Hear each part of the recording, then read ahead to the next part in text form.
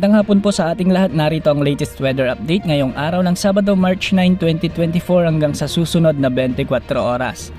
Mainit na panahon pa rin ang asahan ngayong araw dahil sa pag-iral ng easterlies sa malaking bahagi ng ating bansa, samantalang amihan naman ang magdadala ng bahagyang malamig na panahon sa Northern Luzon. Ngayong araw mababa ang tsansa ng mga pagulan sa buong bansa maliban sa Batanes, Cagayan Valley, Eastern Leyte, Northern Mindanao at Bohol na posibleng makaranas ng mga isolated rains. Sa ngayon posibleng umabot naman sa 42 degrees Celsius ang heat index sa may Zamboanga City at Cotabato City.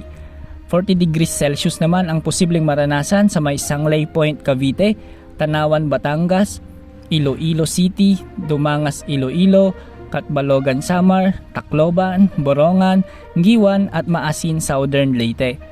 Ang mararamdamang init na ito ay nasa danger level na at posibleng maging sanhi ng heat stress at heat stroke sa mga tao.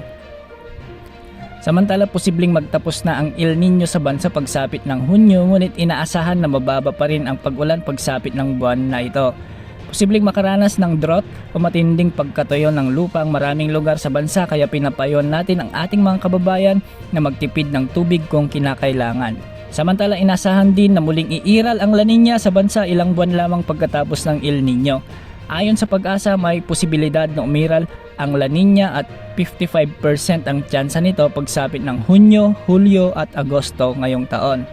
At dahil dito, ang Pag-asa ENSO Alert and Warning System ay itinaas na sa La Nina Watch. Sa ngayon ay malinis ang kalangitan sa ating PAR at wala tayong namomonitor na LPA o bagyo na maaaring makaapekto sa bansa sa susunod na mga araw.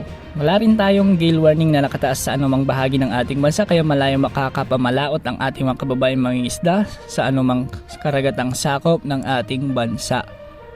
Yan po ang latest update sa lagay ng panahon. Ito po ang weather update ng bayan. Maasahan anumang panahon.